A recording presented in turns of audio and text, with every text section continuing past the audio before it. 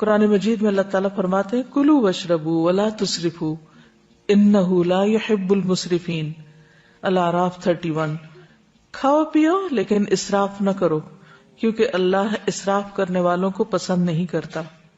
نبی صلی اللہ علیہ وسلم نے فرمایا کھاؤ اور پیو اور پہنو اور صدقہ کرو لیکن اسراف نہ کرو اور تکبر نہ کرو، یعنی کھانے پہ بھی فخر نہ کرو اور اسی طرح لباس پر بھی نہیں، کیونکہ کھانا پینا لباس یہ چیزیں ہیں جن کی وجہ سے لوگ اپنے آپ کو دوسروں سے بڑا سمجھنے لگتے ہیں اگر کسی کو یہ نعمت دوسروں کے مقابلے میں زیادہ ملی ہو۔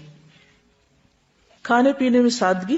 حضرت انس فرماتے ہیں میں نہیں جانتا کہ نبی صلی اللہ علیہ وسلم نے کبھی پتلی روٹی دیکھی ہو، چپاتی، یہاں تک کہ آپ اللہ سے جا ملے، اور نہ آپ نے کبھی مسلم بھنی ہوئی بکری دیکھی کہ پوری کی پوری بکری ایک ہی طرح تیار کر دی جائے کھانے کے لیے۔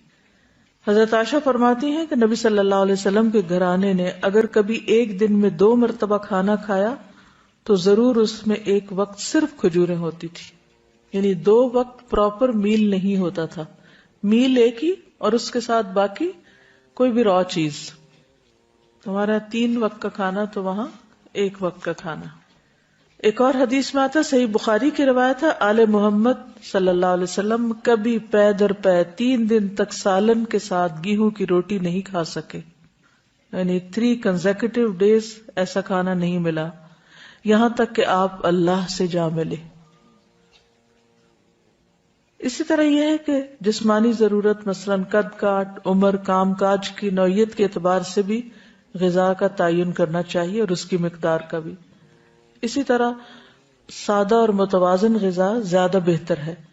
کھانا بھوک لگنے پر ہی کھانا چاہیے اور کچھ بھوک ابھی رہتی ہو تو کھانا چھوڑ دینا چاہیے۔ کچھ غذائیں جن کا ذکر قرآن مجید میں ہے، سب سے پہلے کھجور۔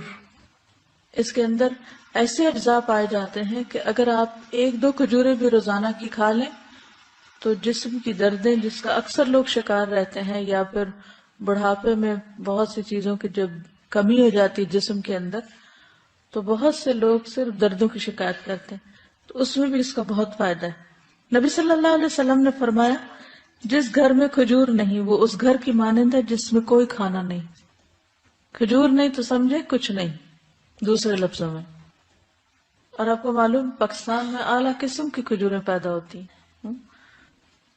حضرت عائشہ فرماتی ہے کہ رسول اللہ صلی اللہ علیہ وسلم نے فرمایا اے عائشہ جس گھر میں کھجور نہ ہو وہ گھر والے بھوکے ہیں، اے عائشہ جس گھر میں کھجور نہیں وہ گھر والے بھوکے ہیں۔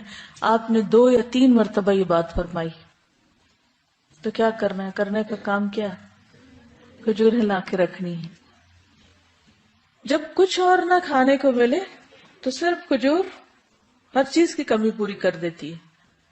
کھجور کے ساتھ ککڑی کا استعمال، عبداللہ بن جعفر کہتے ہیں کہ میں نے نبی صلی اللہ علیہ وسلم کو تازہ کھجور ککڑی کے ساتھ کھاتے دیکھی، یعنی اگر آپ کھجور کے ساتھ کھیرا شامل کر لیں، بس صبح میں اگر آپ نے دودھ کھجور لیا اور اگر صبح نہیں آپ کھاتے دوپہر میں لیتے ہیں تو بہترین سنیک ہے، دوپہر کے کھانے کا کام کر سکتے۔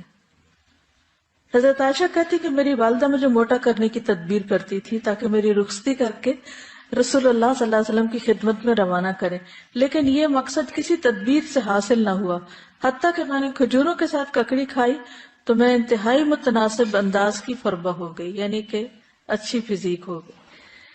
تربوز اور تازہ کھجور۔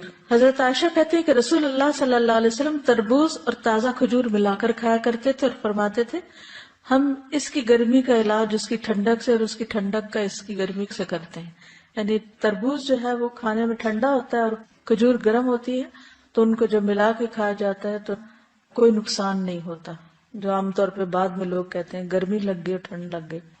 ایک صحابی سے مروی ہے کہ نبی صلی اللہ علیہ وسلم نے کچی اور پکی کھجور اور کشمش اور کھجور سے منع فرمایا، ان کو جمع نہیں کرنا چاہیے کیونکہ کشمش جو ہوتی ہے وہ بھی گرم ہوتی، اور اگر کھجور کھائیں تو ان 2 چیزوں کو ملائیں نہیں، یعنی اگر آپ کوئی کھانا بنا رہے ہیں کچھ، کیونکہ ہمارے یہاں بعض ریسیپیز ایسی ہوتی ہیں کہ اس میں دنیا بھر کی چیزیں اکٹھی کر دی جاتی ہیں تو بعض اوقات تو صحت کے لیے نقصان دہ ہوتی ہیں۔ دوسری چیز ہے انار۔ حضرت علی فرماتے ہیں کہ انار کو اندر والے چھلکے سمیت کھایا کرو کیونکہ یہ معدے کی بیماریوں کا علاج ہے. ہم عام طور پہ صرف اس کا پھل نکال کے کھا لیتے اور باقی سب چیزیں ویسٹ کر دیتے ہیں. تو اندر کا چھلکا کون سا ہوتا ہے؟ وہ وائٹ وائٹ سٹف جس کے اندر دانے لگے ہوتے ہیں. انار بھی جنت کا پھل ہے اور اس میں بھی بہت سارے فائدے ہیں. زیتون، قرآن مجید میں اللہ تعالیٰ نے انجیر اور زیتون کی قسم کھائی، والتین والزیتون. ان کے فوائد کے پیش نظر روزانہ کم از کم 1 انجیر، 1 زیتون اور خالص زیتون کے تیل کا 1 چمچہ استعمال کرنا فائدہ مند ہے. جسمانی توانائی اور دماغی قوت کے لیے زیتون کے تیل کی مالش بھی یعنی مساج بھی فائدہ مند ہے. اللہ سبحانہ و تعالیٰ نے زیتون کے تیل کو قرآن مجید میں مبارک تیل کہا ہے. حدیث میں آتا ہے کلوا الزیت وادہنوا بہ فانہ من شجرۃ مبارکہ. نبی صلی اللہ علیہ وسلم نے فرمایا زیتون کا تیل کھاؤ اور لگاؤ، یہ ایک مبارک درخت سے نکالا گیا ہے. یعنی درخت مبارک کا جس سے نکلا وہ تیل بھی کیا ہوگا؟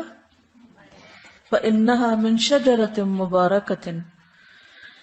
ایک اور روایت میں آتا ہے زیتون کا تیل سالن کے طور پر استعمال کرو، یعنی روٹی کا ٹکڑا زیتون میں ڈبو کے کھا لو اور اسے سر اور بدن میں لگاؤ، یہ مبارک درخت سے حاصل ہوتا ہے.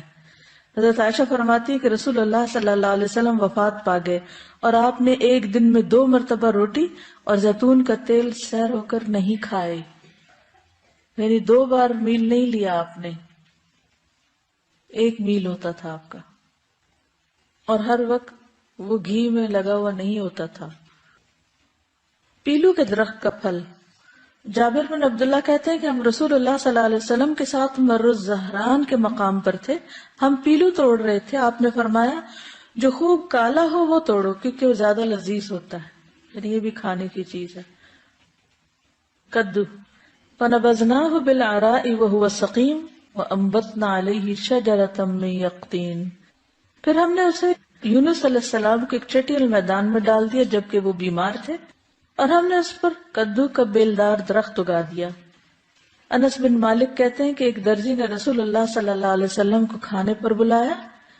وہ کہتے ہیں کہ میں خود بھی اس دعوت میں آپ کے ساتھ گیا. اس درزی نے روٹی اور شوربہ جس میں کدو اور سوکھا گوشت تھا رسول اللہ صلی اللہ علیہ وسلم کے سامنے پیش کیا. میں نے دیکھا کہ نبی صلی اللہ علیہ وسلم کدو کے قتلے پیالے میں تلاش کر رہے تھے، یعنی گوشت بھی تھا اور کدو بھی، تو آپ گوشت کی بجائے کدو اٹھا اٹھا کے کھا رہے تھے. اس دن سے میں بھی برابر کدو پسند کرتا ہوں.